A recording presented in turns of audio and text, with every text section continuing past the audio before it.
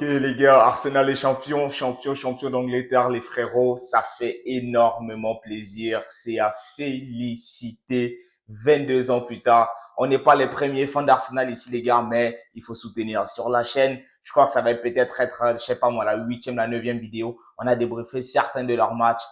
La vérité, c'est qu'Arsenal ne joue pas le meilleur football en Angleterre, mais la vérité aussi, c'est que Arsenal cette saison a joué le football le plus efficace. Arsenal a été l'équipe la plus consistante. Oui, la philosophie de jeu n'a pas plu à beaucoup de personnes, mais les gars, on dit le plus important, c'est la victoire. Tous les chemins mènent à Rome, comme pour dire que les gars, c'est la fin qui justifie les moyens. C'est la fin qui justifie les moyens. Arsenal est champion d'Angleterre 22 années après. Vous pensez vraiment qu'avec toutes les images que je vous ai partagées sur TikTok, sur Thread, sur Facebook, sur YouTube Shirt, vous pensez vraiment qu'avec toutes ces images-là, les fans d'Arsenal, ils en ont quelque chose à foutre? Londres est rouge. Londres est rouge. Londres est rouge. En ce moment, Arsenal est en train de réaliser quelque chose d'historique. Je pense qu'on est en train d'assister à quelque chose d'historique, même si on n'est pas totalement fan. Les gars, c'est émouvant. C'est émouvant. Tous les postes d'Arsenal, tu sens qu'ils ont préparé ça. Tu sens qu'ils attendaient. Ils étaient stressés. Là, ils vont être totalement libérés et on peut vivre une finale de Ligue des Champions monumentale. On peut la vivre, cette finale de Ligue des Champions. On peut en vivre une monumentale. Mais la vérité, c'est qu'Arsenal, bravo. Et les gars, c'est encore une fois une leçon de vie. De la résilience, de la résilience, de la résilience, du travail. Travail, échec, on recommence. Travail, échec, on recommence. Travail, échec. Arteta, je crois que c'est la sixième ou la septième saison qu'il a sur le banc d'Arsenal. Il n'avait remporté qu'une petite coupe. Arsenal, chaque saison, ça l'élimine. Je crois, en 2024, il sort en quart de finale de Ligue des Champions. En 2025, il sort en demi-finale de Ligue des Champions face au PSG. Et là, par exemple, cette saison, en 2026, il va en finale de Ligue des Champions. Donc, les gars, c'est une leçon de vie. C'est une leçon de vie. Donc, avant de continuer, félicitations encore à tous les fans d'Arsenal. Même si vous êtes deux, vous êtes trois, vous êtes quatre à regarder la vidéo, vous avez le droit de bomber le torse. Vous avez le droit de dire que vous êtes fiers.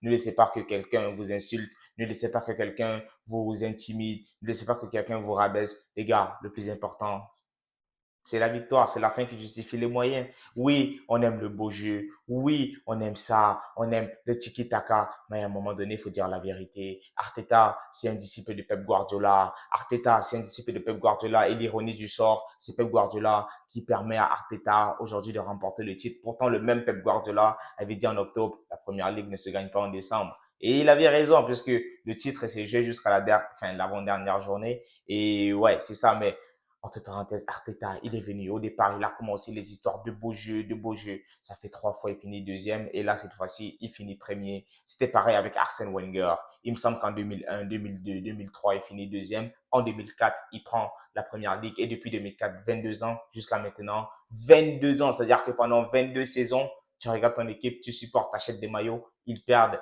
On pense tous, je pense au célèbre tonton Stan, l'outsider. Moi, je lui donne, je lui envoie un énorme soutien, une félicitation et franchement qu'il continue parce que juste à travers sa passion, on a appris à aimer Arsenal d'une manière ou d'une autre, même si après les défaites, on rigole. Mais la vérité, c'est que franchement, de l'amour que les fans d'Arsenal ont pour ce club-là, les gars, c'est solide. C'est pareil, un petit peu comme les Barcelonais, nous autres.